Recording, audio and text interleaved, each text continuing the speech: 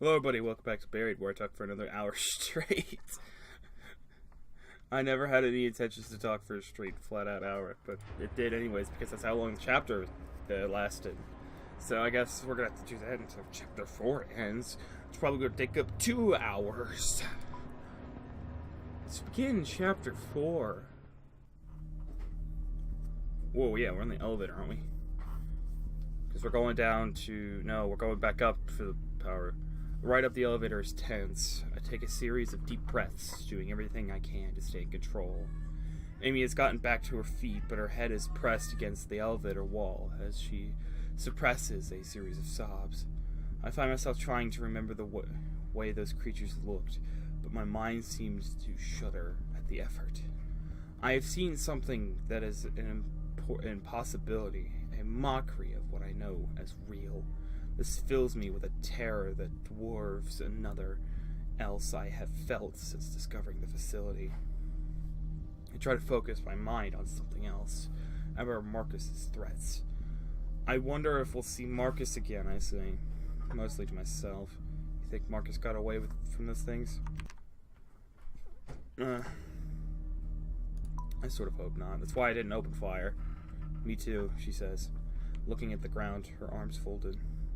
So, I say, how did you end up here? He gives a nervous chuckle and shrugs. I used to work with the Pentagon. It was some pretty upper echelon stuff. I know that's not how you say it, but I'm gonna call it that. I still can't discuss.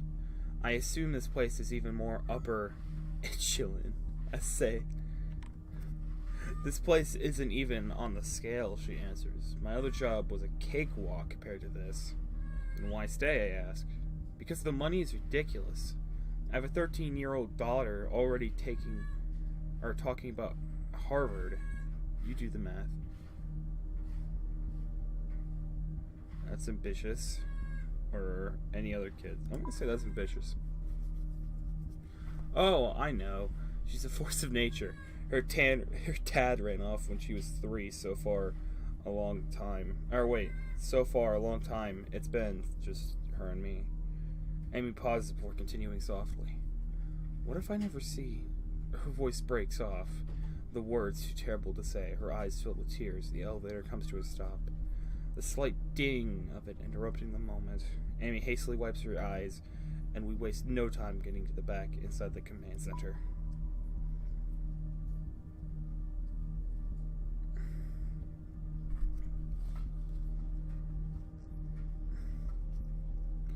I ready my rifle suddenly, certain that there are more of those creatures waiting for us on the second hallway. But the way is clear, allowing us to haul to the command center. Once again, I find myself staring at the screen that shows my ruined worksite. Okay, Amy says. Type the commands rapidly. It can't be that hard. I keep peeking over my shoulder, my senses feeling as if the monsters are sneaking up on us, mere inches away. And then I think of Dennis. I wonder how he is faring back on level 3. Is he safe? I look back at the screen and see that Amy has finally found what she is looking for. At prompt, the screen says override of hangar doors and all level 3 locks required for clearance code. Amy types in a number with a shaking finger, and the screen goes black for a moment. The moment the words override confirm come on the screen, Amy jumps up from the chair and heads out the room. We have to be quick, she says. We have exactly 20 minutes to open those hangar doors. Then let's get moving. I follow her out the command center and bound back down the hallway towards the same elevator that brought us here. Amy punches in the elevator button and the door slides open. We're taking this same elevator back to the biochem room, I ask. Those creatures are still down there. There are even more in the other directions, remember, she says. Hopefully they've left. Hopefully. Neither of us say anything else as we share a look of immense dread. We step back into the elevator and head back down to the biochem room on the level 3. On the level 3. Highly intelligent way of saying it.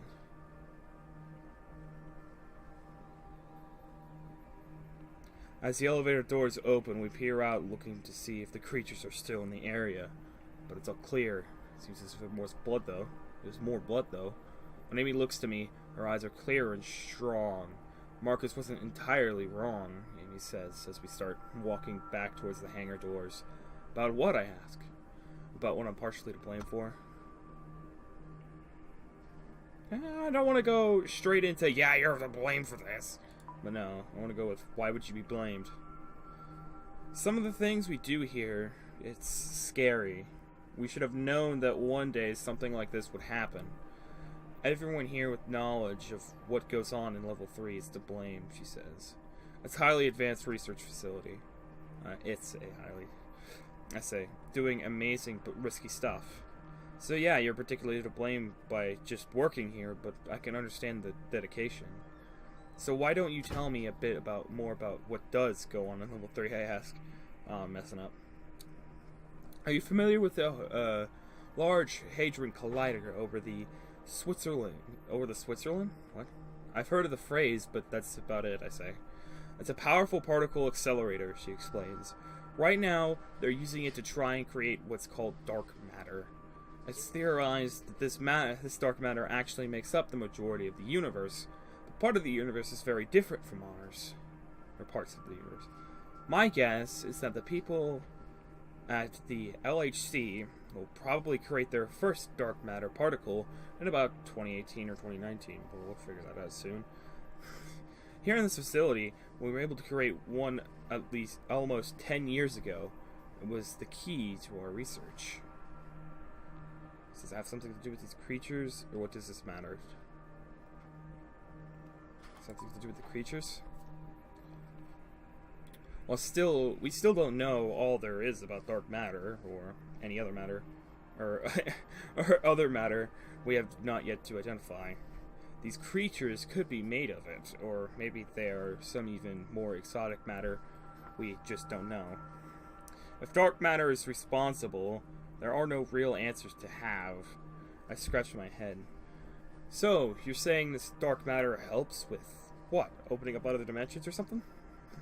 That's the theory, she says.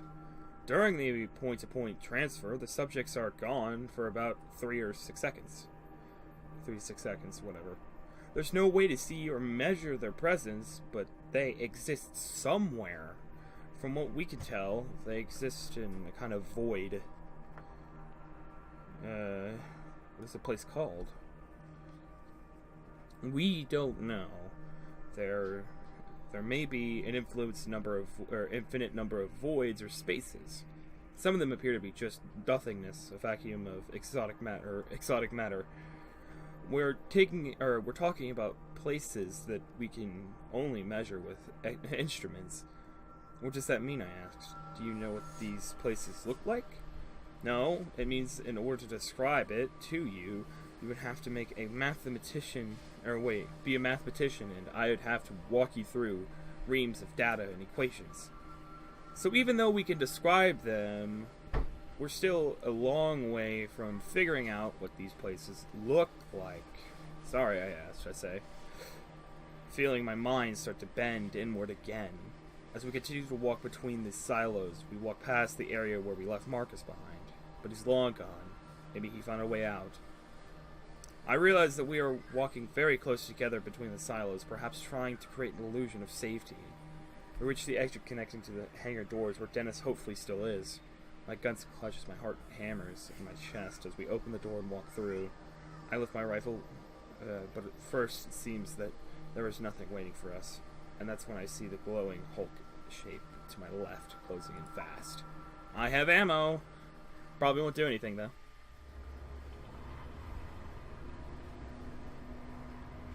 I remember that I saved my ammo. She's about 10 feet away, coming in quickly, so I do the first thing that comes to mind. I drop to the ground, making myself a small target, and raise the rifle. I'm not sure if I should just unload on him, or try to be choosy with my shots and weaken it, or at least slow it down. Shoot to kill, shoot to weaken. Blast it! The beast is less than a feet away from me, and I start firing rapidly. I'm not sure which is louder, the gunshots or the high-pitched screeching as the creature staggers.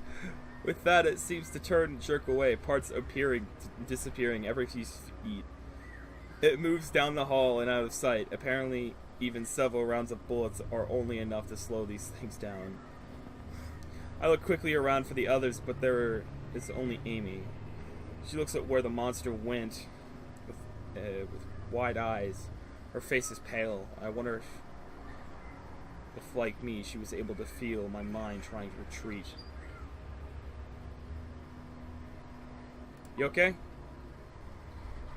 Yes, I'm fine, Amy says.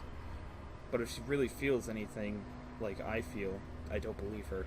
Come on, I say, let's find Dennis and get through this hangar door. Amy glances at her watch and nods. We're already down 6 minutes.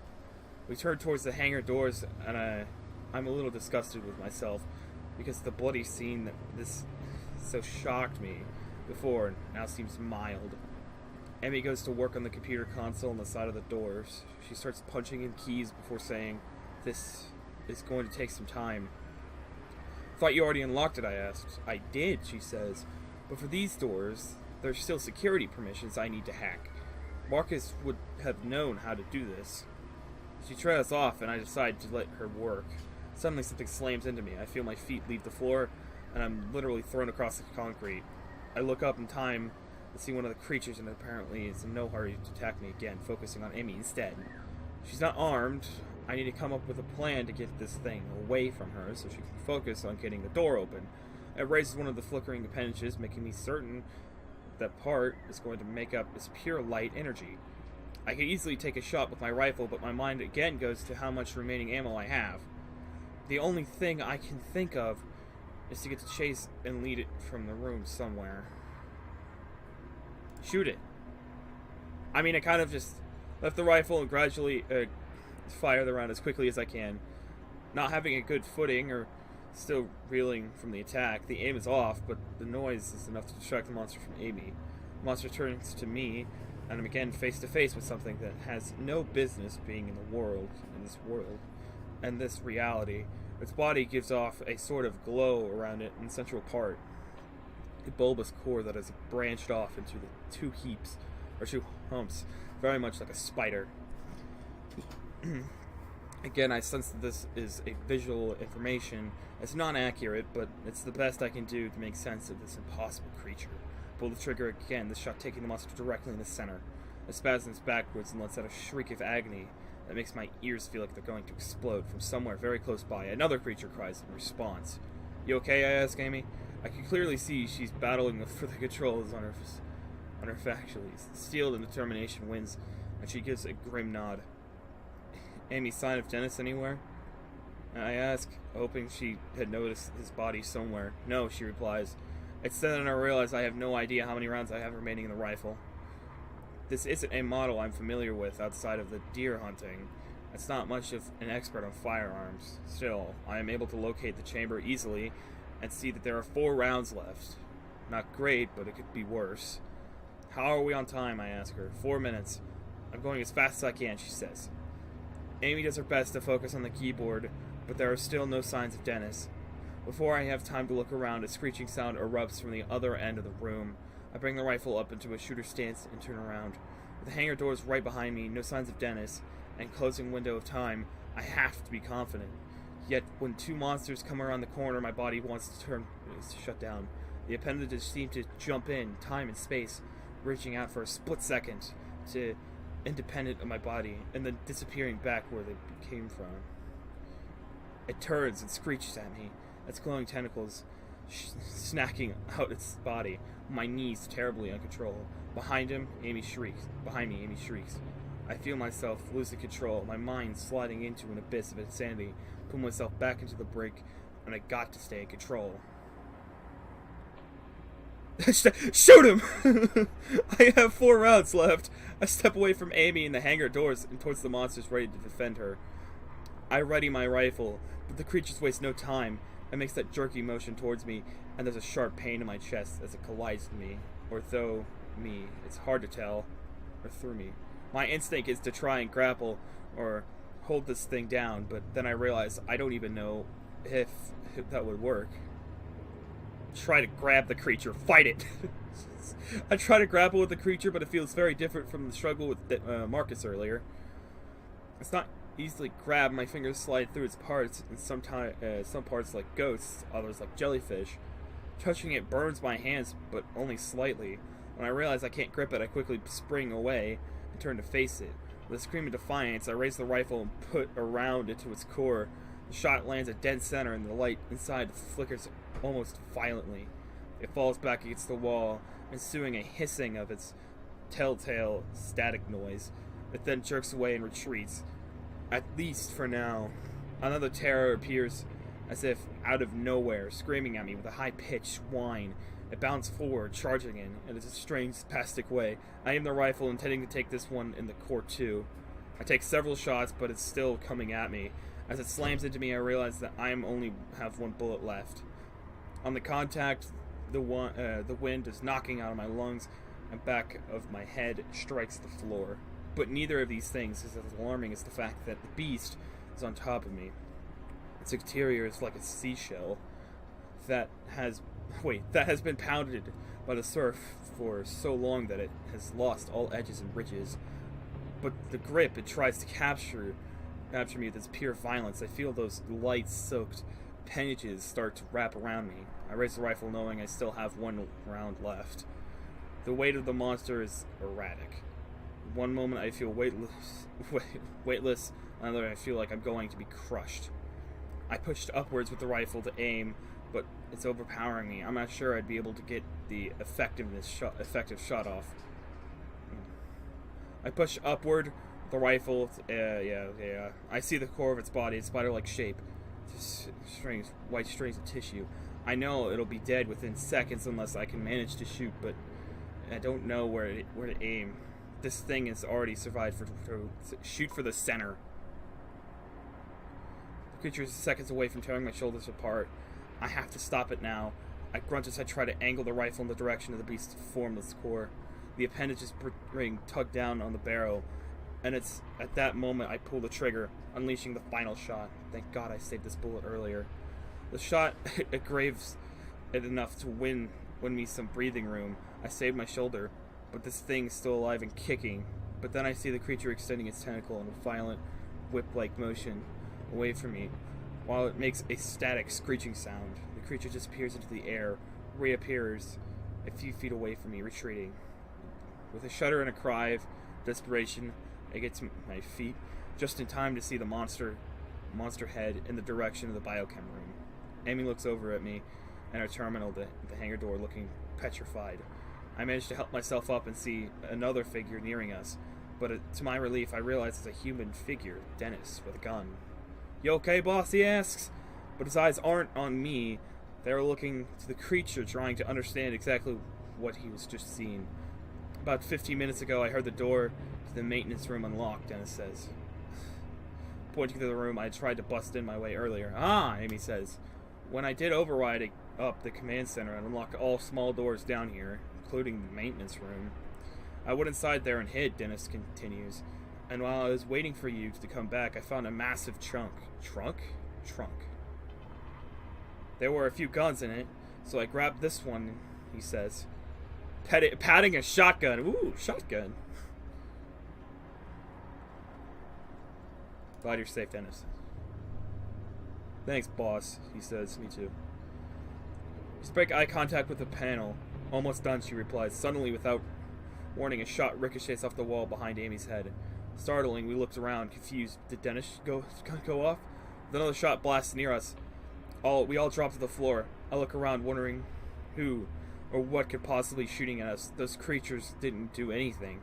It sounds remotely like gunfire, and then I see him. Marcus. I should have killed him when I had the chance. He has a rifle and is walking towards us, as an insane look on his eyes. "You all deserve to die," he screams, unleashing another round that I hear whiz by my head. Dennis doesn't hesitate. He stands up to shoot.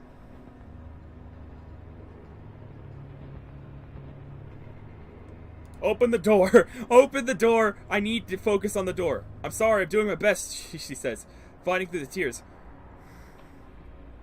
She makes a few final key presses, and she says, "Done." The door opens, and the noise of the hydraulics are whoosh of the air. With Marcus pinned down by Dennis, gunfire, we start moving towards the doors. At that moment, another creature jerks its between us and Marcus. Marcus says, starting to unload into it. But then he learns the same lesson we did. This only slows down the creatures. Marcus gives us one last look and then turns and runs off to another direction. Dennis, Amy, and I climb up and head through the doors, moving on nothing more than adrenaline. I see her looking longingly at the maintenance room Dennis took the shotgun from. You get that into the hangar? Dennis says, I'll get some more firepower. Satisfied with the plan, Amy heads towards the door. We scramble inside, finally inside the hangar. Dennis approaches from behind, holding several guns, looking like a kid who grabbed an armful of oh, he kitty. Reaches out for a 9mm with one hand. Dennis turns to me and holds out a shotgun and a handgun for me to choose. It's look deadly. The shotgun looks more powerful, but the handgun probably is more precise. I like the shotgun. I don't know about you, but if it doesn't do 7 damage, then we're good, okay? I took the shotgun and was surprised how heavy it feels, but also invigorated by its weight. There are more creatures coming, more as a dozen. They are floating down the hall. Quickly, their tentacles slithering. The way their light seems is mingled together. It's almost beautiful. Close the door, I yelled at Amy. She dashes for another terminal mounted on the inside of the hangar and tries desperately to close them. It's not working, she says. Tears in her eyes. This terminal is disabled. Dennis looks through the open doors, readying himself to shoot at the first monster, then hears this. Should we try to slow a few down, or just run for it? He asks, his gun ready. Fire away, boys! This is what I was prepared for. And fire at the creatures in general direction. No need to be picky. Dennis fires a few shots, approaching the swarm, and they scatter instantly, just to give them something to think about, he says smugglingly. With that, we turn around and sprint out into the hangar door. Now, with the pistol, it's lightweight, it works. It's more precise, it probably can hit the middle a lot easier. But then you have a shotgun that has a fuller spread, so it doesn't matter where you hit the creature, it'll slow it down no matter what. So we have a bigger chance with the shotgun to survive than the pistol. Pistols to kill, shotguns to weaken. That's a good idea, but, you know, I like it. We're in the hangar now.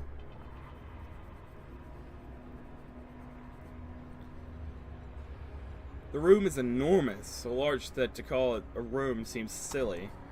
A large concrete floor stretches out below an expensive loft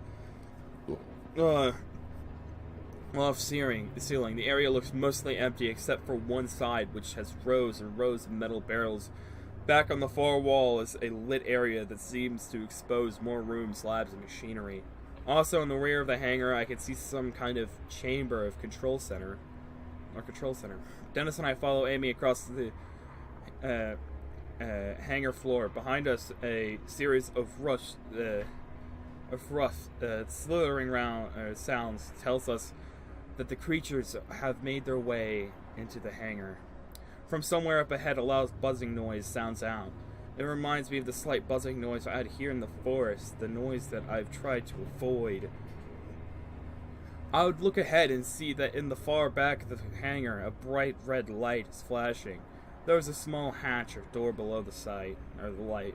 The hatch is open, and I can see the shape inside it. I can barely make the figure of a man standing there, holding an industrial microphone, and as soon as I see him, I hear his huge, amplified voice. It blares down over the intercom system. He sounds... I don't know who you are, but this is a government facility, and this is a lockdown, and there are protocol to... I assume the curse considers with the exact moment he sees the creatures. They are making their way through the hangar doors, and they are about 20 feet behind us. And the creatures, I act, instinctively squeeze off 2 shots of the shotgun. The first sprays low, hitting the floor, causing a shower of sparks, but the second causes one monster to jerk backwards. It's a good thing that a shotgun is quite forgiving. Amy and Dennis take the cue to start firing as well. The floor becomes littered with sweltering white fluid from the wounded creatures' bodies. But they are not slowing down. The alarm keeps shrieking behind us, and when I turn to see if anything has changed back there, I trip over my feet. I hit the ground hard and in this almost comic fashion. slides several feet across the floor. From the ground, I see that we have managed to turn back 4 of them, but I also see that my estimate of a dozen is off. There are at least 20 of them. They're sick, dim lights, sinister and gloomy. Their appendages seem to bind together. They come forward. My only hope of survival is that man in the far doorway has somehow shut the hangar door. His voice comes blaring over the intercom again, broken by booming noise and the gunfire. They're running down. Run here, towards the isolation chamber. I'm not sure how much time we have. I realize that I can sprint ahead of Amy and Dennis, or I can hang back and give them cover. I'm gonna hang back and cover the others, okay? Shotgun do work, okay? Go inside with that guy, as I say. I'll make sure we don't have any of those things right on our tail. I'll hold them back for El. I know it sounds macho, but it feels like the right thing to do. I have to at least try to give us some kind of chance to escape. So as Amy and Dennis run through the doors, I blast the next thing that I see moving. All I get for my troubles is that the static like hits and high-pitched whistle noises. I'm able to beat them back a bit, forcing them to scatter. Each flickering light is a small victory. If nothing else, I'm buying Amy and Dennis time. When I'm certain there's nothing more I can do, I turn and run. I also quickly catching up with Dennis and Amy. I messed that up. Who stop and turn to provide me with covering fire. There, Amy says, pointing to the small door where the man standing earlier. The swarm is less than 15 feet away now, so furious that they are pushing through one another to get to us. I fire, still not quite used to the kick of the shotgun. I aim for the core of one of them, but the shot hits low. Still, it knocks it back, giving me time to readjust. We are in the middle of the hangar floor now, the isolation chamber ahead, the monsters behind. Beside me, Dennis also fires. The kick of the gun jolts him, probably a result of him being weakened from the blood loss. The shot lands true, though, causing... We're almost in, Amy yells. Go! Guys, I'm professional. I'll shoot their kneecaps in, don't worry about it. Get inside, I tell Amy and Dennis, motioning them for the moving with my gun. I open the door to give Dennis a push toward it. He resists, more eager to try and take down another one of these beasts before he makes it in safety, but he eventually gives in. I wait to make sure Amy's inside too. I fire off a few rounds at the creatures that are still headed for us, hoping to slow them down. When Amy and Dennis are clear of the door, I nearly dash inside, but then feel something heap inside my back. Roger! Dennis yells. The pain in the back is so immense that I barely notice the fact that I'm being lifted from the floor. Looking down, that one of the creatures is using one of the flowing arms to grab me by the waist. Its tentacle wrapping around me. It lifts me into the air. It presents me as a trophy to its friends. I can't angle the shotgun to fire off a round, so I bring the stock of it to the monster's to the smooth body. It's like striking at fog. My attack is very little effort. As it continues to hoist me up at screeching approval, Dennis comes back out of the room and fires off a shot. The bullet catches the monster on the upside of its core and sending it backwards and causing it to freeze for a moment. It realizes me and I hit the ground, dropping my gun and again finding myself unable to breathe. The floor is slightly dizzy. Dennis steps out of the door. He fires into the beast like a madman and doesn't see the one on his left. Push him out of the way. Whenever you yell for something, gets him distracted and it ends up going bad. I try to dash towards Dennis and push him out of the way, but there's not enough time. The creature jerks out of the... oh, dear God. Then reappears right behind him. By the time Dennis turns to see the creature coming, it's already drawn several appendages. Dennis tries to raise his gun, but it's knocked away. Grab my gun and you shoot it, okay? The second tentacle strikes Dennis and spun around and thrown off balance by its attack. Dennis catches himself before falling. A third tentacle wraps around Dennis's forearm, and I can see it squeeze tighten instantly. The tip of the appendages passes clean through his head, and his blood-soaked tip poked out through his palm. Dennis's face grimaces with pain, and he tries to wrench his arm free, but the creature's tentacles as his hand speared like a nail through wood. In the moment of dark clarity, I realized I could free him with a clean shot at the monster tentacle, but most likely mean blowing hand off. Dennis, I yell. With a great high-pitched static voice. Can you get free? I have to shoot, maybe. No, Dennis grasps. The creature tosses him around. But don't shoot. I can get free. I can't tell if he's right, but the other monsters are staring and shoot off Dennis's. I don't want to do it because that means we have an able person, really, and all he's going to really do is, I don't want to say weigh down the group, but he's only going to be able to use a handgun, but, like, he's already weak, and I don't want to... Here's another thing. You lose a hand, you're stuck with a handgun, which is fine, but, like, ouch. You're going to probably die from blood loss. But he's already too weak to begin with, so if I shoot him, it's just going to cause even worse problems. So, I gotta let him get out. You waited to see if Dennis could get out. He's fighting hard, doing everything he can to bring the gun around his good hand. He's screaming as he tries to tear his hand away, screaming in both fury and desperation. This only seems to anger the creature, which then swats Dennis with another of its tentacles, opening a deep gash across his cheek. His skin peels back and his eyes go wide in shock. The creature drops him on the ground as if playing with him, and then the space around him, Dennis seems to wrap. The bottom quarter of his body seems to disappear before I realize it's been merged into the floor. And at that moment, I know it's over. 3 others swarmed him, surrounding with the remains of his fallen body. I don't even hear Dennis scream. There's just a frenzy of crackling, sickling wail sound. After that, there's nothing else. Fury, swear, or an absolute rage surged through my heart. I grab my gun. Remaining beast comes towards me. They'll kill me, but I don't care. This is war as far as I'm concerned. Emmy grabs me from behind and pulls me inside. I'm trying to fight her off, but she's persistent. And part of my mind knows she's right. Don't be an idiot, she yells. She practically throws me through the doorway as I fall. I hear her fire off 2 shots before slamming the door closed behind her. I watch blearily as she punches a few buttons, the control pad on the wall. This followed by metallic clicks on the door locks. We are safe in the chamber, but Dennis is gone. I don't know what I could have done there. Yell at him and him still get stuck. I bet you if I would have yelled at him, he would have turned around and the other one would have slashed him. There was nothing that I could have done. And if I shot off his hand, he would have died of probably like blood loss or something. I don't know. There's something I could have done. If that actually saved him, I'm gonna be mad. He didn't deserve to die like that. He just got consumed into the floor and we can't do anything about it. I wanted Dennis to be safe, but apparently I didn't do very well. Now, did I? Time to move on. I mean, you can't really be mad when it's all text-based. I'm sorry. But, it sucks that Dennis is gone. We are now inside a large reinforced chamber of sorts, almost like the inside of it is a submarine.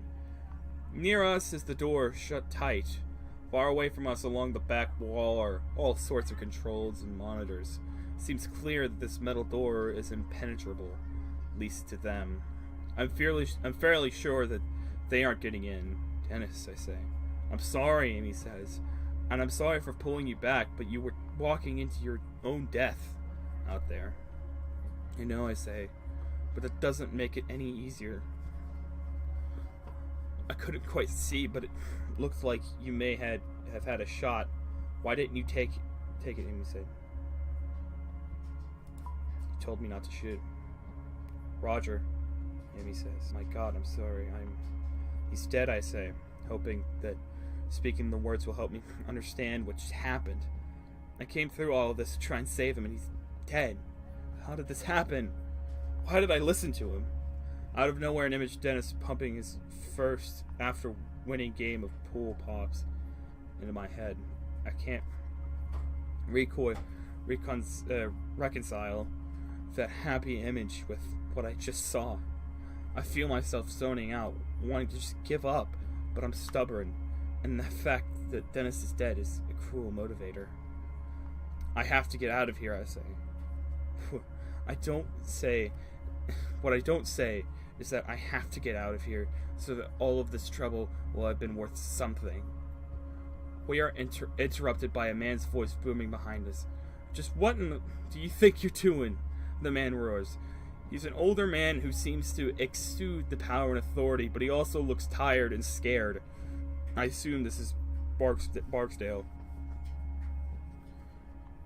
He walks over to us in the back recess of the chamber. We didn't have a choice, Amy responds. We had to... Did you override the locks on the hangar doors? Barksdale demands. Yes, I did, but we had to. Do you have any idea what you could have done?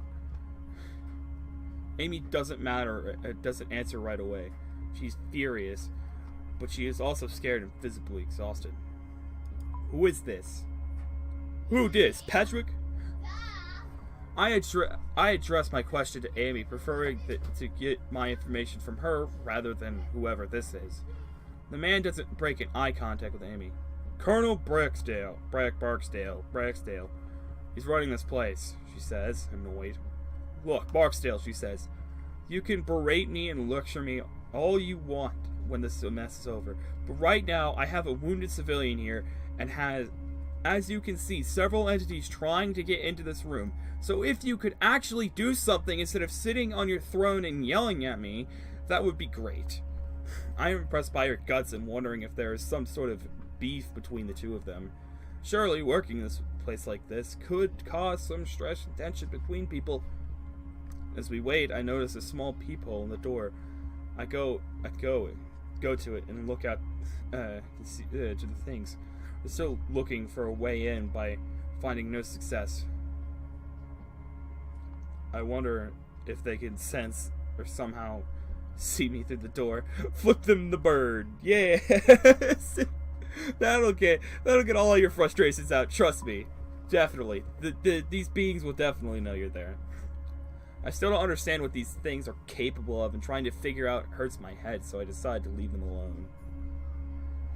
You'll be reprimanded for speaking to me in such a way, Barksdale says to Amy. Reprimand me all you want. I'd like to survive this first. Cover your ears, Barksdale shouts, walking away towards the far end of the room. Stay put until you hear back from me. Thank you, Amy says, with a fire in her voice. Do what the man says. What could go wrong? Clap my hands over my ears just in time to protect hearing a deafening blast. I can still feel my blood rushing out and wondering why. Is that what Dennis felt like, the being of its end? Before the sorrow of losing Dennis can consume me, something slaps against the wall of the room with a tremendous force. I assume this is just one of those monsters slithering along the wall, but when I turn back towards the door, I hear something surprising. More bursts of loud explosion noise starting to ring out. Looking through the peephole again, I see a core of one of the beasts explode. It vanishes into a puff of smoke, clearing liquid. Looking to my left, I see Barksdale in a shooting stance on one of the far side of the room. He's firing through a small slit of the wall. He's using some high-powered weapon, the likes of which I've never seen. I've seen a slight movement as the gun kicks, accompanied by a flicker of white light. Immediately, another monster is downed, its tentacles flailing around aimlessly, most of its core through. I instantly feel gradually an immense satisfaction in seeing it being picked off in such a way. Sit down and rest. No point in watching it, if we need to rest. I slide down against the door, simply wait and listening for the occasional patter of what I assume is their blood on the wall. I don't know how much time passes, maybe 5 seconds, maybe 5 minutes. And I don't care. It feels nice to lay down. When the firing is over, I barely even notice it. Soon after, Barksdale walks back over to our side of the room. They're all gone, Barksdale says, and I've resealed the hangar doors. How'd you kill them like that? I said. Classified weapons that, quite frankly, you have no business in being near? Amy gets to her feet and returns to the panel on the wall. Thanks. How badly is the civilian hurt? Barksdale asks Amy, as if I'm not good enough for him to speak to. A nasty cut, Amy answers. If he gets some quick attention, he'll be okay. Okay, I'll have Strickland, get a med kit. Strickland survived? Amy asks, sounding cheerful. Yes, and until you and your friends showed up, I thought we were the only ones. Hang tight, she says. Hang tight, she's on her way. With the sound, she retreats away and back off the room, and if he can't stand to be around us. Amy approaches me and looks me over. You're in good hands. Strickland will be able to fix you up. Is she a doctor or something? Sort of. She's also a physicist. There we go. But oddly enough, she spent time as a trauma nurse in the army. Is Strickland a friend of yours, I ask? Amy chuckles. Yeah, we've known each other for a while, and the only woman in the sea of this overachieving men. Must be glad that I am. We usually have a lunch together, she says, and she's helped me out in a few tight spots in my career. Within a few seconds, the door behind us opens and a woman appears the back further in the chamber. She enters the room with what looks like a small suitcase. She's dressed in a very basic, drab military get-up, complete with a holstered sidearm. My name is Connor Strickland. Connie? Connie. I'm gonna call her Connie. She says, getting straight to the point. I can patch you up pretty good, but it's going to hurt. I nod, honestly not caring how much it hurts. My God, I just want to get out of here, to get home. Sit down and let's see if we can get your shirt off, Strickland says. I sit down slowly and start unbuttoning my shirt. She has to help me slip it off my shoulders, but we manage. How bad is it, I ask. Bad, she says. It almost looks like it burned, but I've seen much worse. I might as well talk to Strickland if there's only distract the pain. What's your story? What's your story? Strickland rolls her eyes as she gathers up needles and some thread. I was always into the frigid science. I started in labs where there are essentially Russian scientists. I had a feeling it would be Russian. Were being funded by the U.S. To work on combined DNA types. I sort of become obsessed with perfecting human physiologically.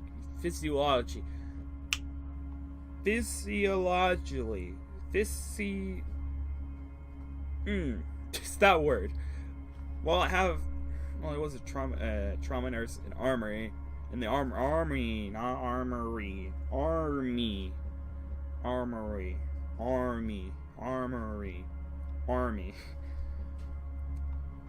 You were a mad scientist then, I say. I get that a lot, but no, not compared to that stuff we do down here.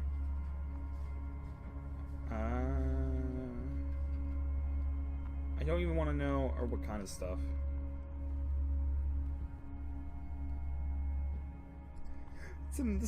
What type of announcement is that? Okay.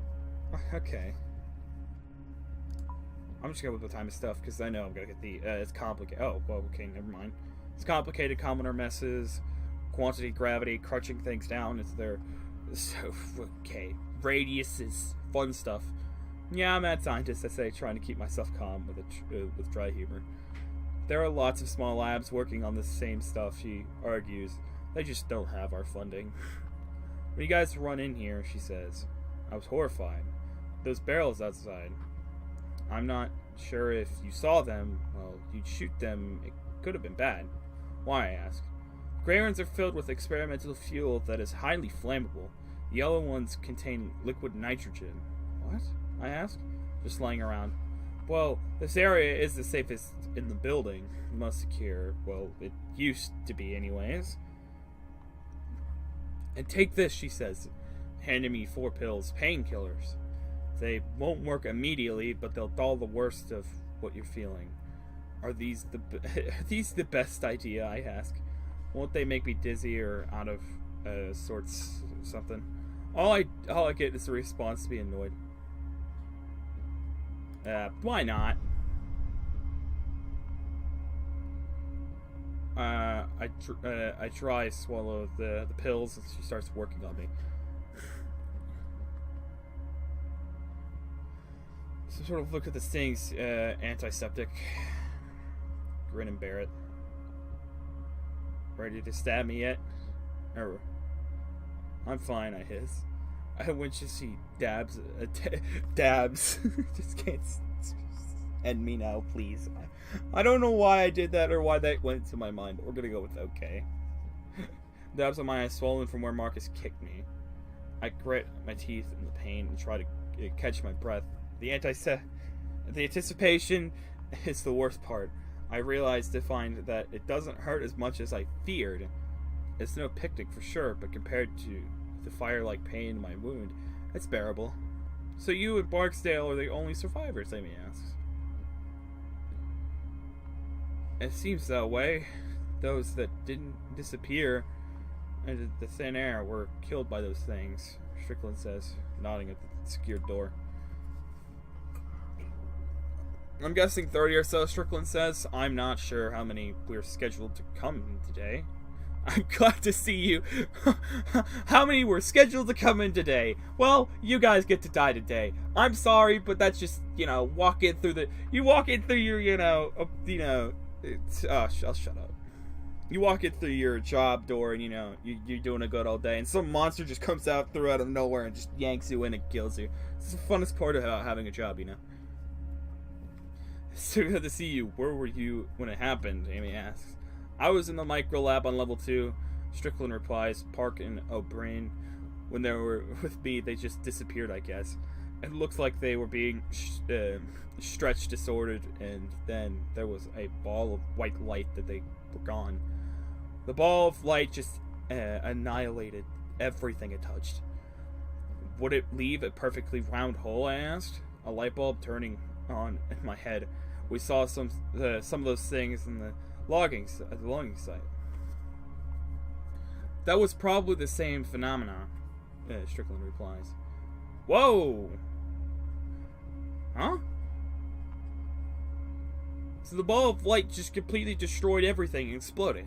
And how did it get on the surface level? It's a question of mine. Amy looks like a child afraid to ask an adult for something. Finally she asks, where did they go? We don't know, Strickland says. It could be an infinite number of different dimensions, or even some dimension that merged and mixed together. It could also be a place that exists between dimensions. Barksdale calls it the void. I'd call it dead. I'd call it dead. Let's go with that one. No, she says. We keep tabs on it, on the heart rate, blood pressure and breathing and all of that. Rats and human test subjects. Wherever they go for the time, they are still... Oh! I didn't realize I was calling that out. I went through the rest of Strickland Bird's stitching, feeling the tug of my skin, but thankfully no more flowing blood. And finally Strickland says, you're good to go. I slide my shirt back on, aware of the thick pad of gauze that Strickland applied to my shoulder. So have you and Barksdale been able to contain all of these creatures, Amy asks. Strickland appears shocked, clearly not the reaction Amy was expecting. Contain? Are you nuts? Do you not know what's happening? Amy's eyes widen in fearful confusion. What do you mean, what's happening, other than the initial experiment failure? The anomalies are becoming more numerous. Rather from the source, Strickland says. The casual humor in her voice is now gone. Further from the source. The location of the original experiment, she says. The experiment caused the first doorway to open, but it set off a chain reaction. They are gaining momentum along the... What? Amidst from the facility. It's these pockets of exotic matter and negative energy that are letting those things in. What does that mean, I ask? It means, Amy chimes in, those doorways and monsters are starting to appear all over the facility. Maybe even the surface. Not yet, luckily, Strickland says. But the doorway will start appearing on the surface, and it won't stop there. The anomalies reached could extend infinitely. As far as we know, these entities will appear on the surface in other states, other countries.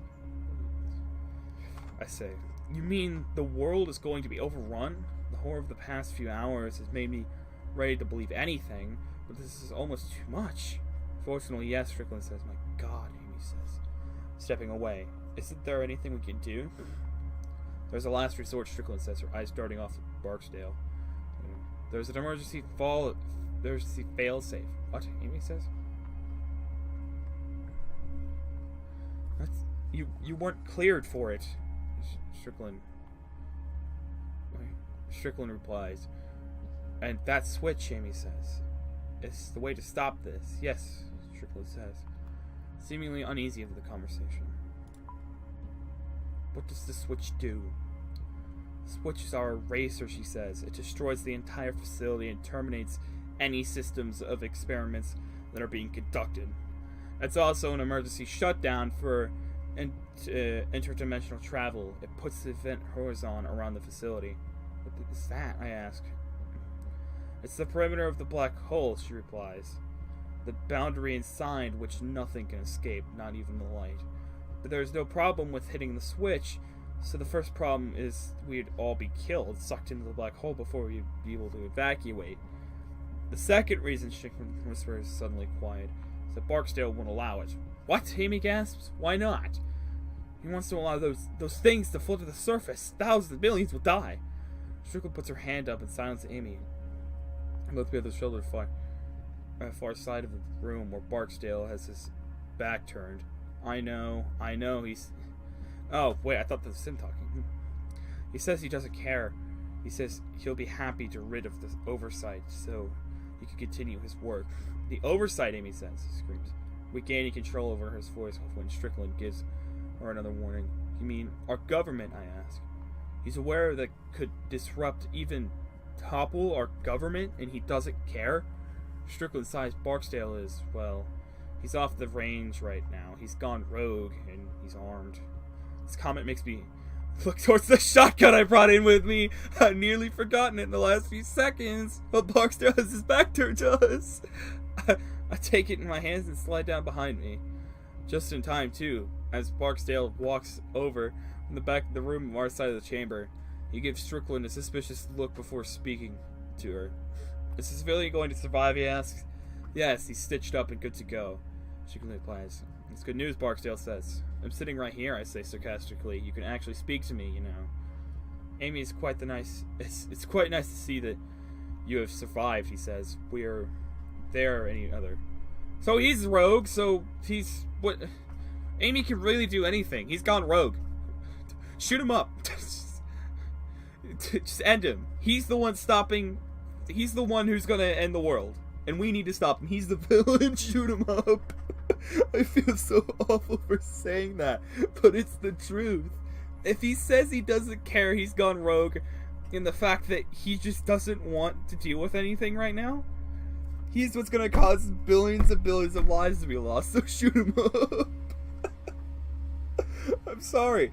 I feel so awful for saying that. I don't know why, but like, it's the truth. He's gonna end billions of lives if we don't. Or we could sneak into the room and do it, but like, he's gonna kill us we'll all die anyway, so it wouldn't matter. Never mind. We could probably sneak in there, but if he has the key, then that's a problem, so, you know. But I lost my place. The aloof way is talking to us is getting under my skin. A guy named Marcus that works on the first level from IT, Amy says. That's all I know for sure. Marcus Padscott Barksdale says. Where is he? We're not sure, I say. He's separated from us. Oh, Barksdale replies, clearly taken aback by the... that's unfortunate. Barksdale seems to think about something and then looks directly at me. You're with the logging crew, aren't you? Remind me, how did you get in here again? We fell through a hole. Ah, right. We lost our primary power source, where the experiment failed, Barksdale says. The experimental failure created those exotic matter pockets that you fell into.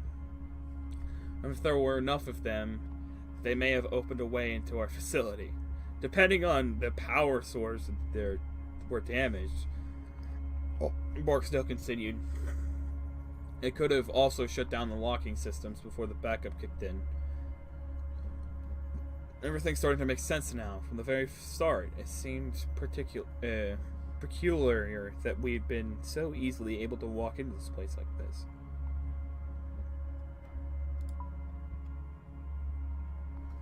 Your crew hit one of the main power lines, and we weren't sure exactly how, but we knew that's what did it.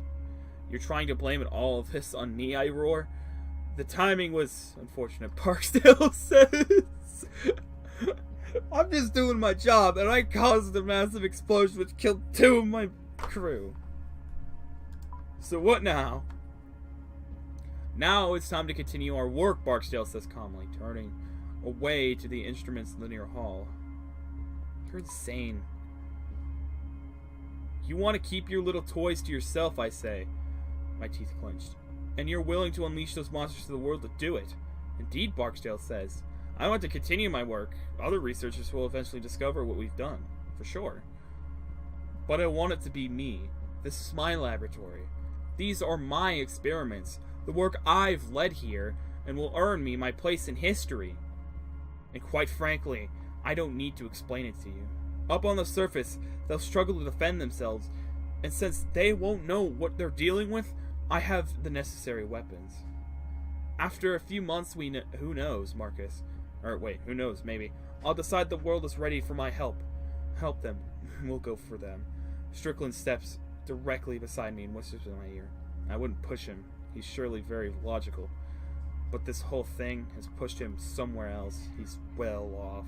He turns his back to us as he says this, walking to the far side of the chamber, like we're some kind of distraction. Amy takes this opportunity to whisper to us. We need to hit that switch, she says. It's the only option. What he's saying is murder, treason, genocide. She looks over to Strickendale for support, trailing off. Strickendale looks at the ground, clearly torn. She won't look anyone in the eye and makes an effort not to look at Barksdale.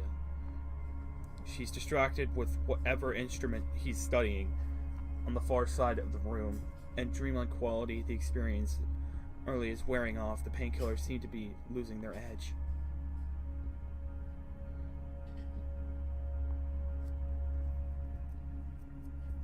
The dreamlike quality experience wearing off. Yeah. Strickland finally whispers a response. Even if we decide that we want to hit the switch, Barksdale won't allow us.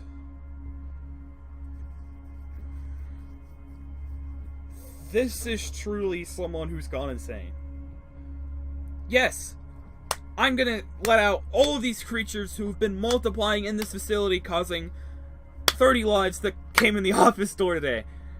And now if I let them out, they're gonna multiply more and more and more, and then when I decide to come out, they have already taken over the world and there's nothing I can do. There is no history anymore, man.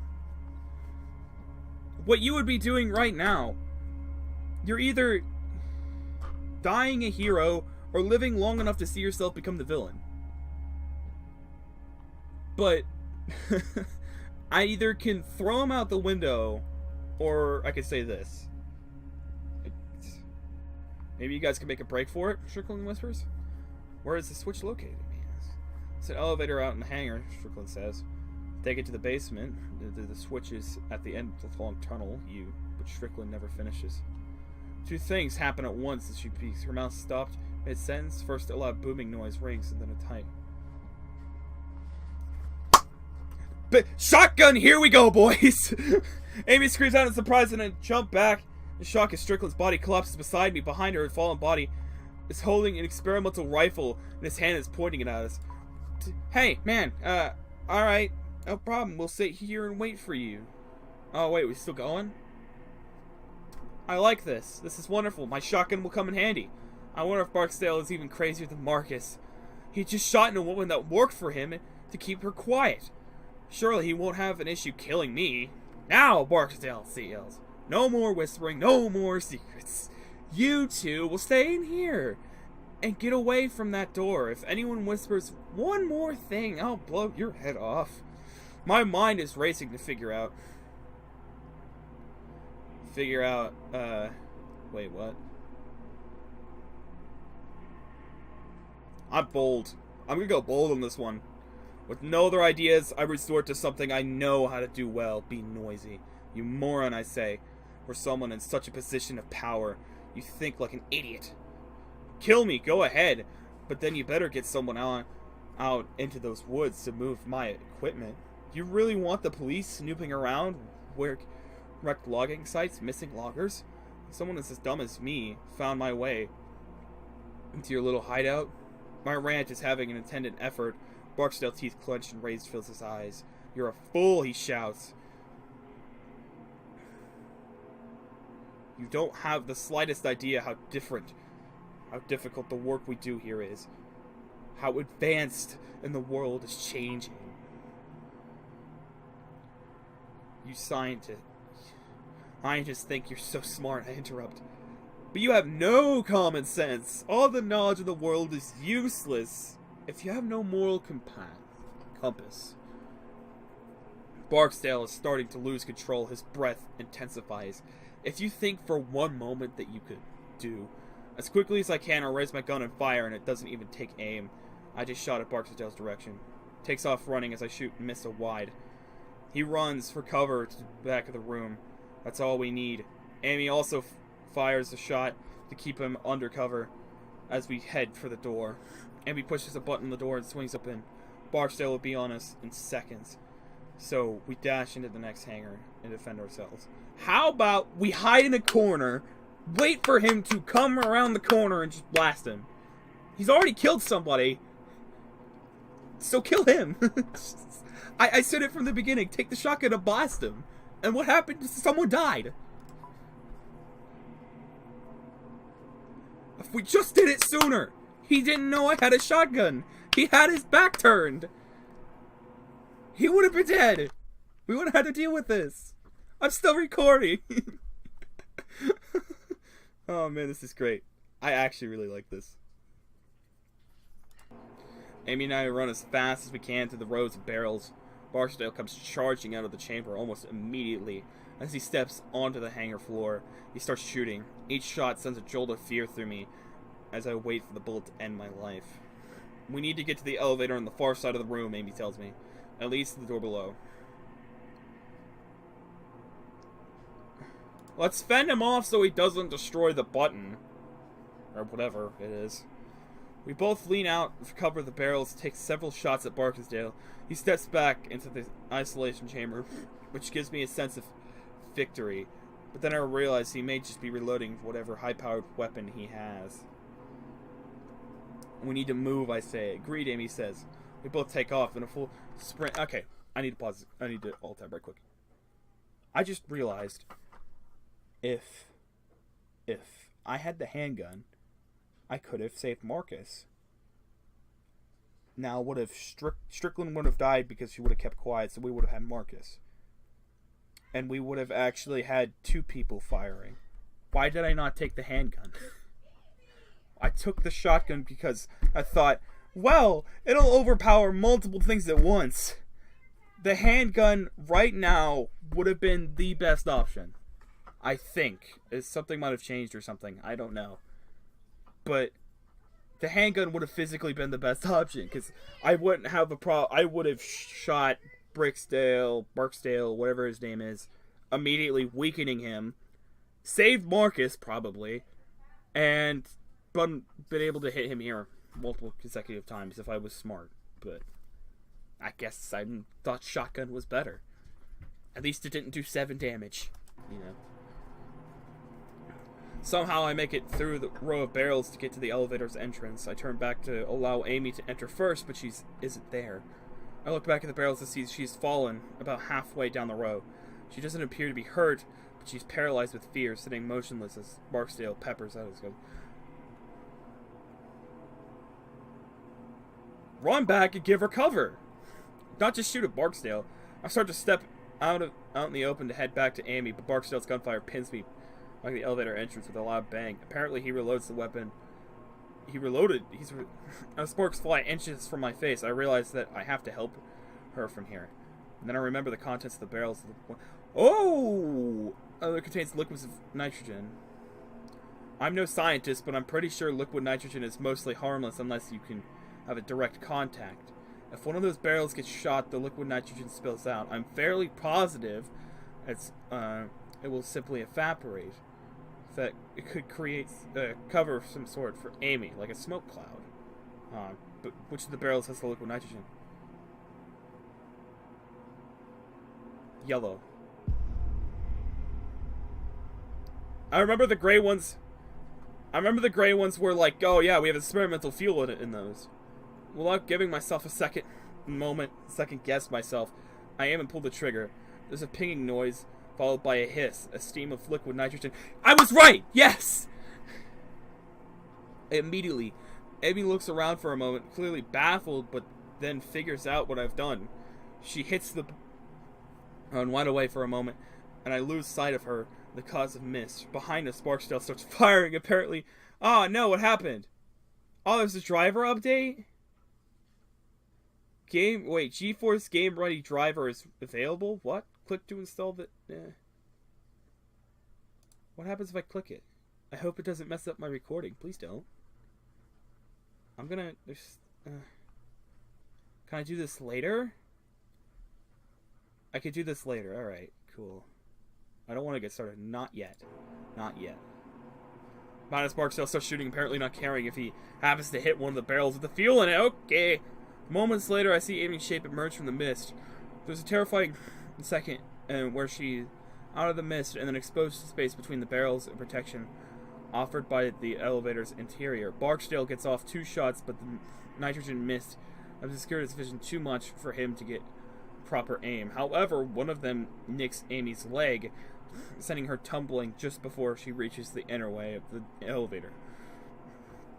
I dash out, lift her up, and we both humble over the elevator behind the cover of the mist. Thank God you remember which barrel it was, she says. I reached out and pressed the call button on the elevator. We both step inside and close the doors. It's a service elevator made of wood and metal, like something from a coal mine. We step inside and the doors close and the motors of the elevator sound like dying dogs. As the elevator slides down and the light from the flames give way. Complete darkness. I just remember gray was like fuel. And I'm like, fuel? That sounds like fire. Let's shoot the other one. Can we get to the end of this chapter, please? I've been recording for literally forever. I lose track of how long the elevator descends. It's hard to tell due to the lack of lighting, but it must be another 100 feet underground. The elevator comes to a stop and shutter clang, and I waste no time exiting. A tunnel stretches out with the sparse white bulbs lighting the way. Most of the wall is made of raw earth and rock, but there are boards and concrete scattered or slathered. They're on the wall. We see a warning sign posted on the wall. We want to read it, but there is no information. Read the notice so we know what's going on. Unauthorized personnel, or authorized personnel only beyond this point. Trespassers will be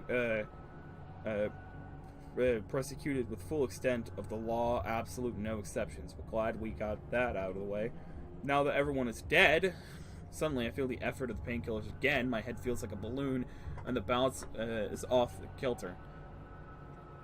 I look up when I see that the tunnel's ceiling is less than 6 inches over my head. Claustrophobia freezes for a moment. The ceiling is not high at all. There's barely enough room for Amy and I to walk side by side. Just for the best, because her leg is clearly causing her a great deal of pain.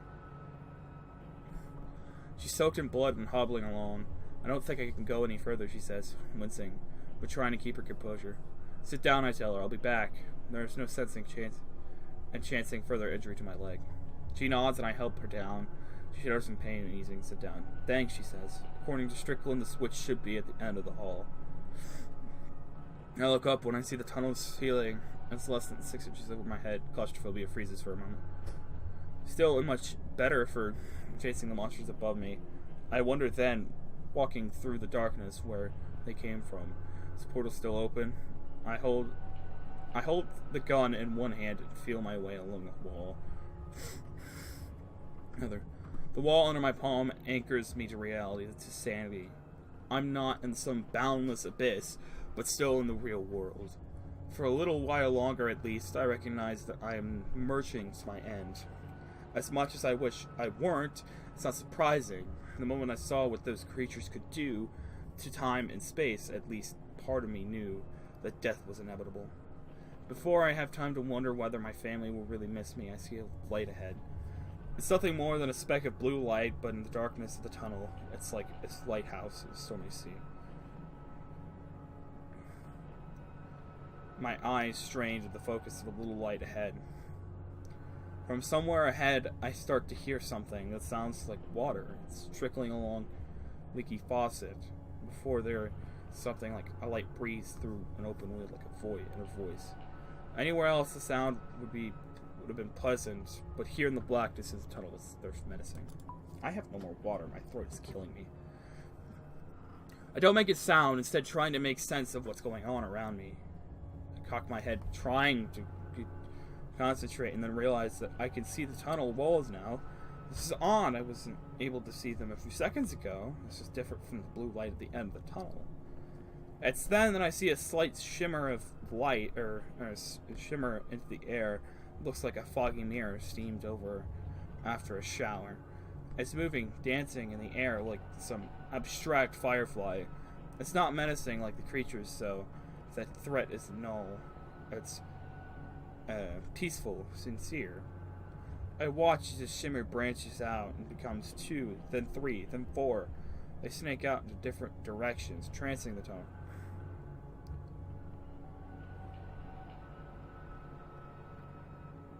What? The door's another dimension that Strickland was talking about. I'm surrounded by light above and below me, realizing there is no avoiding it. The question is, how am I going through? I'm gonna go on feet first, because, you never know what's gonna happen. I'm able to resist. I step forward, and where the tunnel wall should be. Well, I do, and this shimmering light branches out even more before connecting in one particular circular form. They are hypnotizing so much so that I don't realize that the tunnel walls are vanishing. I feel something that wind and breathe electronic pulse pass through me as the lights take me. There is then a very gentle pushing sensation, and I somehow know that I am being expelled. I have passed through something. Maybe the lights, maybe the tunnel walls, I don't know. But the shimmer lights fade a bit, still dancing in the air, but no longer large and branching out, as my eyes adjust to see right away that I am no longer standing in the dark tunnel far beneath the hangar. I have no idea where I am. I'm just somewhere else, and I'm terrified.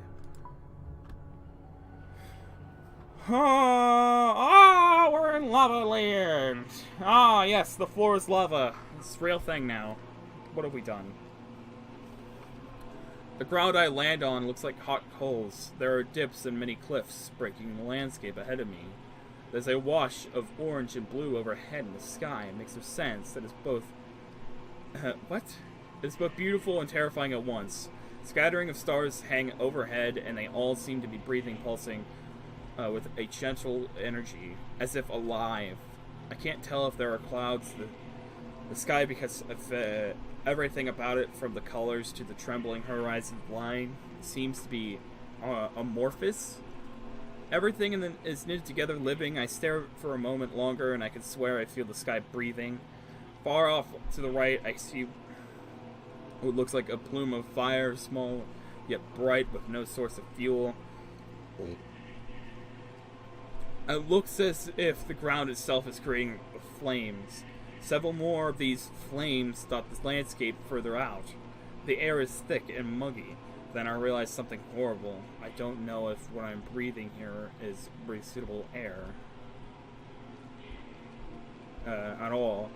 In a place like this, one of the impossible beauty, but also very stark horror, my mind doesn't know what to do. A wave of nausea comes over me, and I think I might be sick. I'm not sure if it would be better to fight it or give in. The white light that brought me here is nowhere to be found. If anyone else is here, is there a way to escape? I continue to look out to the nightmarish landscape and see that a few other unexplainable oddities. There are bellowing flames in the distance, not like a volcano or explosion, just some kind of slow heat crawling upwards that defies reality. This analogy seems even more fitting when I see that the thin vein, like the roots of my fire twisting into the ground, then darting back out into the direction. I get that sick feeling again in my gut, realizing my mind just needs something to focus on. And it's then I hear a voice. It's faint but distant. I turn and hear it coming out of one of the massive crevices along the ground. Inside of it, the crack about 10 feet below, a very pale man lies on the ledge. He's a human, but looks close to death. He's in the center of a large pool of blood and hits his leg, twisted, torn, unnatural way. See, it's a ledge. He looks up and sees me. Help me, please, the man says. His eyes are wide, although everything about him speaks of weakness and definite sanity. What is this place? I don't know, but we were outside of our home galaxy, possibly even our universe. Please help. It's no more, but it seems cruel to steal what looked like his last breath, just answering my questions. I'd love to respond, but I don't know where I am or how to get back home. The light, he says, is a doorway. It might take you back to the facility. Where did it go? They come, go. They'll be back. Now please help me. I desperately want to help, but there is no way I can reach him. His ledge is too far away above these pools of fire. I don't think I can get to him. I don't think I can get to you, I say. No, that's not what I mean, he replies, his eyes on the shotgun that almost forgot is still holding. I realize that he wants me, and I shake my head. I can't, I say. I can't do that. Please, he pleads. Those things, they have the others that come here with me. I got dropped along the way.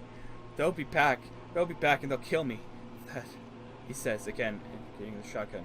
That would be quicker and less painless. I can't, please. Look at my leg. I'm dead anyway. I'm about to refuse him again when I hear an all too familiar static sound out of the familiar. Shoot him and run because it would put him out of his misery. It's actually a nice thing to do. I hear another shrill of noises, then watch as one of the monsters materializes up and out of nowhere in the crevices. Two more come out after it, and a third, and I suddenly understand.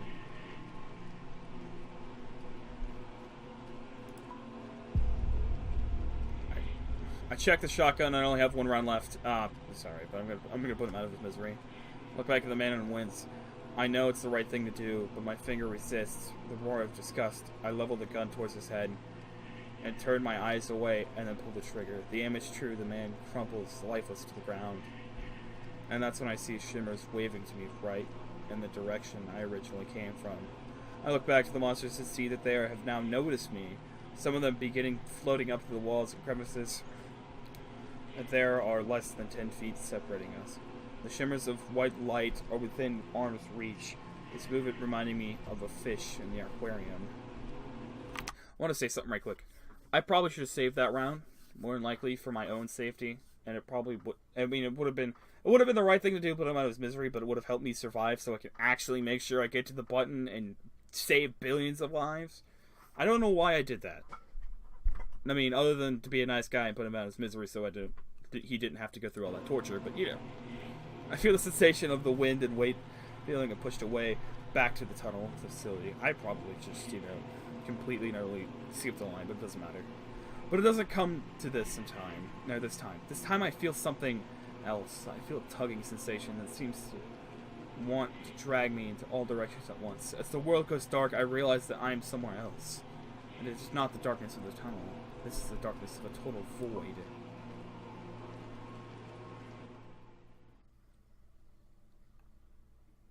Oh. There's nothingness. This is the darkness around me. Everywhere. Nothingness. I feel nothing under my feet. Nothing to my sides. I can't touch or sense anything at all. I don't even know which way is up or down. It's as though I am all that exists. And as I remain there, I just hear silence. Not even the sound of my heartbeat. The blackness is so deep that I feel I can digest or distinguish between my thoughts and what is real. I hear screaming, but I can't tell if it's someone else or my mind screaming to fill this void. Try to move. Try to kick and move your arms. It's not working. But it's not clear in what way it's not working. Are my limbs not moving? Or have they gone numb? It is impossible to tell. My body has just become absent of all situations or sensations. I assume this is the place that Strickland referred to, the place between dimensions. This darkness could consume me if it wanted to. I try to will myself out of it, to have those shimmering lights spit me out, but it isn't happening. At this point, my mind starts to hallucinate. Or at least, I think it does. Are they visions? My mind playing tricks on me? I can't tell. All I can do is watch. I see the logging sites, Tony's leg pinned on the dozer. I feel a pang of regret that I had left him in such a state. I see myself taking Dennis. He looks distraught as I tell him that Tony is gone. Then the scene rearranging itself. I'm standing there between Dennis and Marcus's gun. It changes again. The shape of Marcus's lies on the ground, still hell-bent on the revenge even after I let him die. In my mind, I'm sobbing as I watch Dennis get torn apart by those monsters all over again. And I just stood there and watched. And I'm calmed a bit as I watch myself shoot the right barrel and helping Amy to safety. And just when I feel like I can't take any more of this, I see the man in the strange world begging for death. As I watch as I take his life just before those beasts could reach him. All of these things are flooding my mind, and it feels like my brain is vomiting. Yet, in the modest of it all, I see what's really important. The switch. In my mind's eyes, I see that glowing light in the tunnel. The far ahead, small distance. We either try to focus on it or we try to relax. Trying to relax will probably get us there, or try to focus on it. Focusing on it with our mind, not our head. I focus my mind on the tunnel and the image of that flickering light. With a mental effort so strong that it is nearly physical motion, I make myself envision the little light in the tunnel as if it were there in front of me. With that, I feel a wind again, and a light breeze that seems to come from everywhere. And then with a relief that I can only imagine feels like death, I move forward. Can we end this chapter? I can't read, like, my throat. It's so sore. I'm ejected from the void, and I am suddenly standing in the tunnel again. A little wail of triumph that turns into a bout of weeping. The weeping only intensifies when I see that the light up ahead, flickering blue light, somewhere behind me, hear crackling noise. I think of Amy down that way, by the elevator. Have they reached her? There is no way I can find out for now. I have to keep on with my plan. Besides, if it has worked.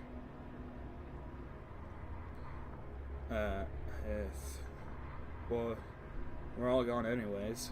I feel like I can listen, get a better read on where they are. I can make a break for it. I mean, if they're in front of me, I'll be mad, but I don't even bother looking back.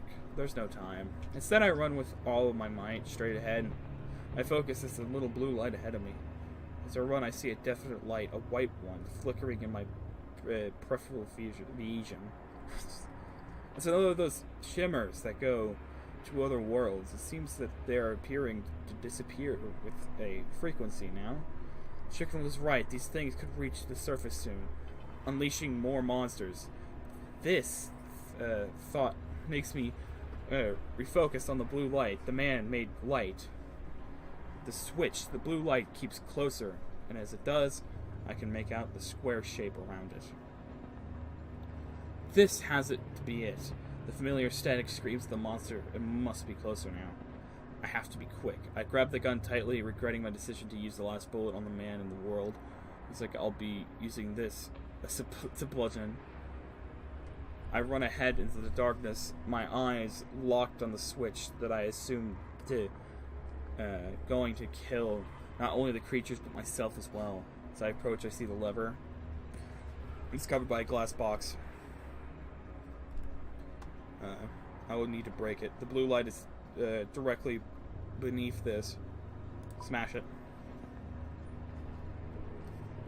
I draw back, stock of the gun, and smash the box lever. The glass shatters, and it's like music to my ears. I reach for the lever, my hand grasping it. Without warning, I feel the intense pain course my body, and it feels like fire racing down my back, causing me to fall to one knee in agony.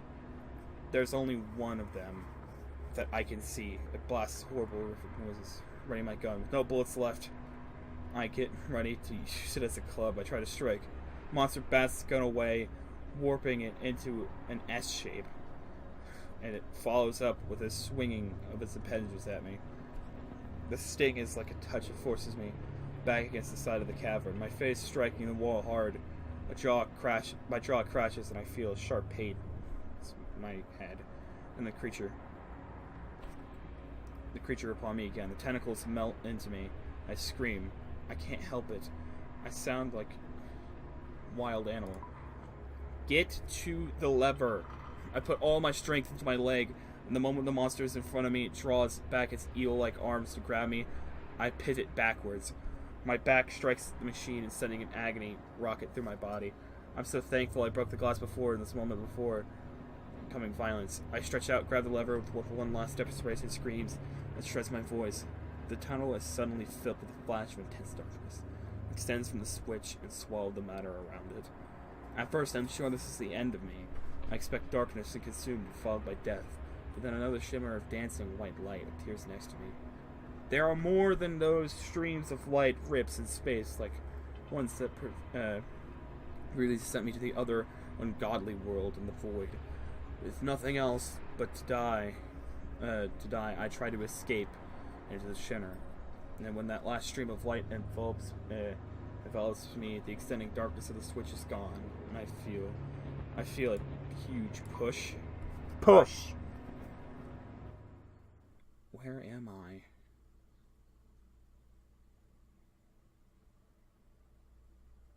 My body feels stretched, collapsed, like I'm falling in all directions at once.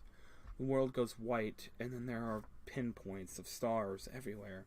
One of them breezes directly in my right. I see something that looks like a spiral galaxy distorted in its folds. To my right, I see an endless stretch of stars, gas clouds forming some galactic architecture. But beyond the immeasurable beauty, I notice something.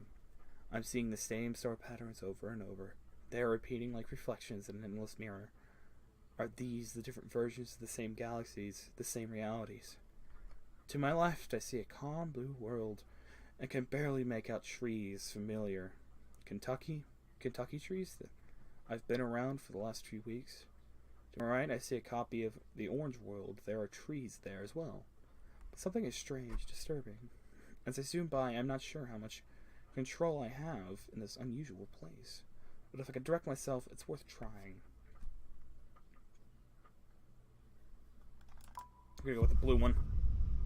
You decide to head to the blue world. I try to focus my mind on heading towards the blue world, not knowing what to expect. My breath escapes me for a moment. Everything is dark and peaceful. Nothing hurts. Can this chapter end? This is not the last one, is it?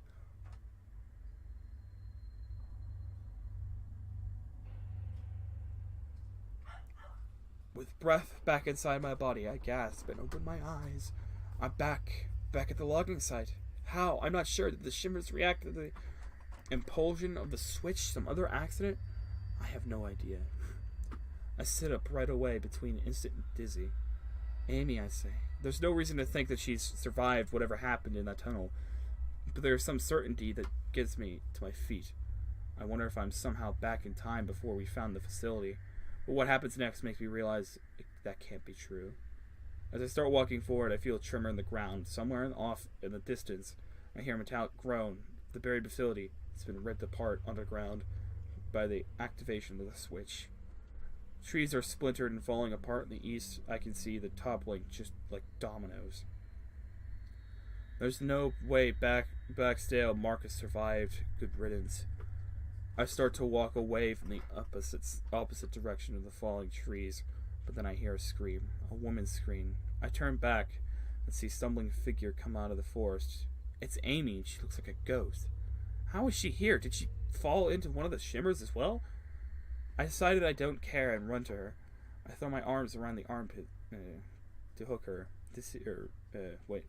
To me and head back to the logging site. You okay? I ask. Amy can only nod through her tears. I look to the way of the facility toward the woods apart, and a large plume of smoke rising in the air. We've made it out of this facility alive, that I suppose. That's the most important thing. It's then I look up and notice the sky.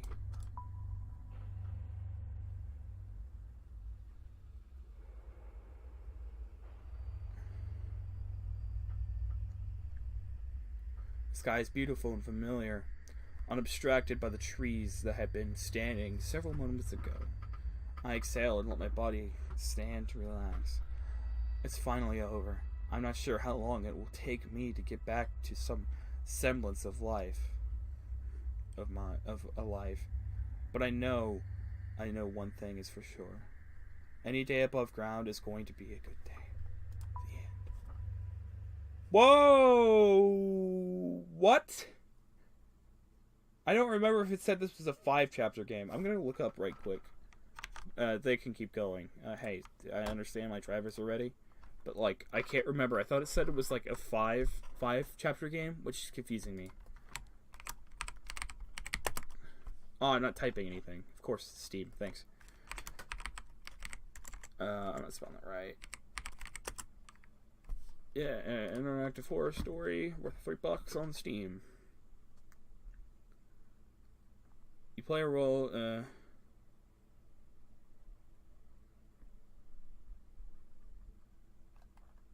Thought it was like.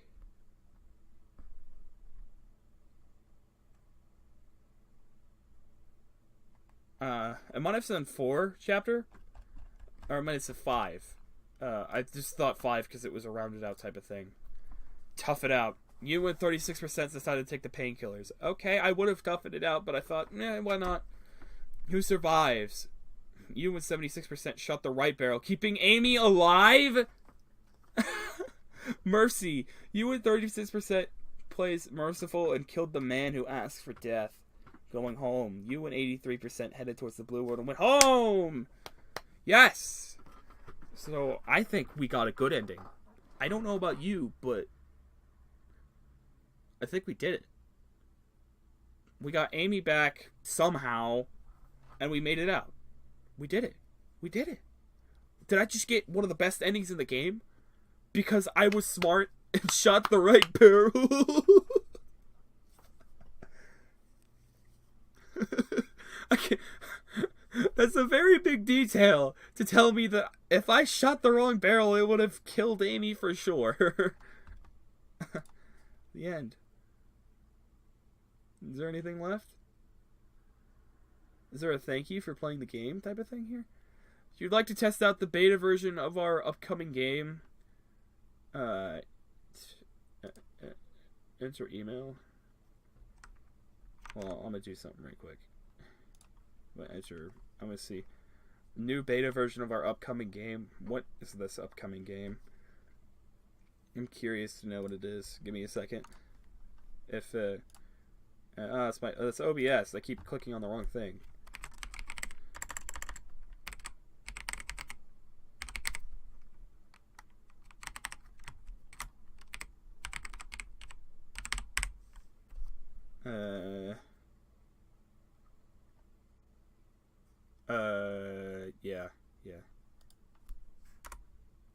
Yeah, there we go. I signed up for the newsletter, to see if I'd be interested in the next beta version of whatever game. Restart. What does this mean?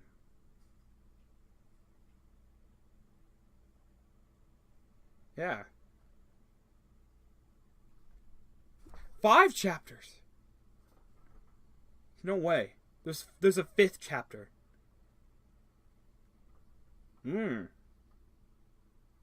That's interesting. So I didn't really get the true ending, which is 5 chapters. Hey, I knew it said 5. So anyways, I don't know if this is going to be the only video I post, because this is an hour and 35 minutes in. Wow. Finally ended. I don't know if I'm going to go back and complete it again, or complete get the 5th chapter, which is something I would normally do, because I've done it with some other games, like 7 Mysteries, I think it was, RPG Horror. I don't know, but my throat is killing me, and I've been recording for quite a while, so, yeah, I hope you guys enjoyed, and I'll see you guys in the next episode of Overmake. Bye-bye! Oh, man. This is great. It's gone on for too long. I'll end it here. Yeah? Sounds great. Wonderful. I like it.